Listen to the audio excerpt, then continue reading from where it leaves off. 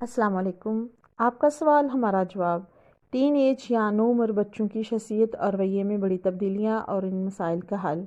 بچوں کی پرورش میں مختلف مراحل آتے ہیں اور ہر مرحلہ والدین کے لیے ایک الگ سے چیلنج لاتا ہے۔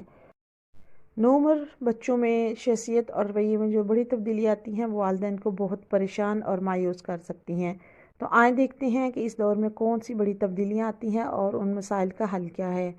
نمبر 1، ضد اور نافرمانی۔ بچہ ضد کر کے نافرمانی کر کے والدین کو بہت پریشان کرتا ہے۔ تو ایسی صورتحال میں صبر سے کام لیں، بچوں کو نرمی سے سمجھائیں کہ ان کا رویہ درست نہیں ہے۔ بچوں کے ساتھ مکالمہ کریں، ان کی بات کو سمجھنے کی کوشش کریں۔ ہو سکتا ہے کوئی ایسی بات ہو جو وہ آپ سے شیئر کرنا چاہتا ہو مگر اس کو سمجھ نہیں آ رہی ہوتی کہ کیسے شیئر کرے۔ نمبر 2، بچوں کا اسکرین وقت بڑھ جاتا ہے جس کی وجہ سے ان کی بہت ساری دوسری سرگرمیاں متاثر ہوتی ہیں۔ تو ایسی صورتحال میں بچوں کے لیے حدود مقرر کریں، ان کا ایک وقت سیٹ رکھیں اور بچوں کو غیر نصابی سرگرمیوں میں بھی انوالو کریں، جیسا کہ بچوں کے لیے کھیل کود، مطالعہ یا کسی ہنر اور تربیت میں مناسب کردار ادا کرنا۔ نمبر 3، اس عمر میں بچے دوستوں کی نکالی کرنے لگ جاتے ہیں جس کی وجہ سے وہ ایسے حلیے اور ایسے رویے اپناتے ہیں جو کہ والدین کے لیے بہت زیادہ فکر مندی کا باعث ہوتے ہیں۔ تو بچوں کو صحیح دوستوں کا انتخاب کرنے میں مدد کریں اور ان کو بتائیں، مثبت رول ماڈلز کی کہانیاں سنائیں اور بتائیں کہ کس طرح ان کی زندگی پر اچھے دوستوں کی صحبت اثر انداز ہو سکتی ہے۔ اس عمر میں بچے کی تعلیمی کارکردگی بھی متاثر ہوتی ہے، تو ایسی صورتحال میں بچے کی حوصلہ افزائی کریں، ان کی محنت کو سراہیں، گزشتہ کامیابیوں کے بارے میں ذکر کریں، مطالعہ کا ماحول پیدا کریں اور بچوں کی پڑھائی میں مدد کریں۔ نمبر 5، غصہ اور چڑچڑاپن۔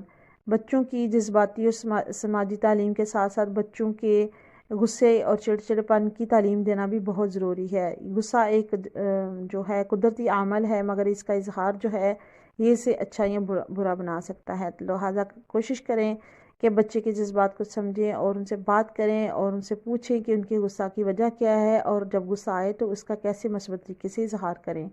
نمبر 6، موڈ کی تبدیلیاں۔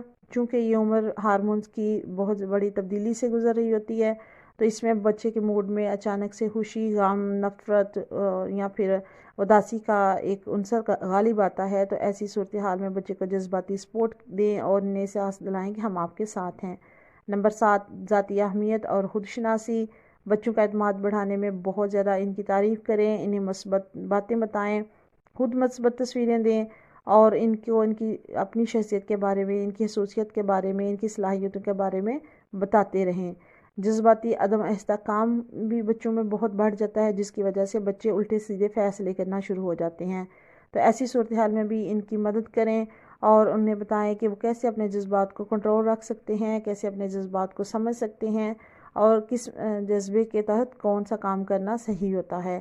اگر جذباتی مسائل بہت شدید ہوں تو کسی ماہر نفسیات سے بھی مشورہ کرنا بہت ضروری ہے۔ والدین کے لیے یہ ایک مرحلہ صبر، ہمت اور حکمت عملی سے کام کرنے کا ہوتا ہے اور یہ ایک گھر کا مسئلہ نہیں ہے بلکہ ہر گھر کا مسئلہ ہے۔ لہٰذا اہم یہ ہے کہ بچے کو احساس دلایا جائے کہ آپ اہم ہیں اور آپ احترام کے لائق ہیں۔ اللہ تعالیٰ آپ کے بچوں کو اور ہم سب کے بچوں کو نیک اور اچھے راستے پر چلنے کی توفیق دے۔ آمین۔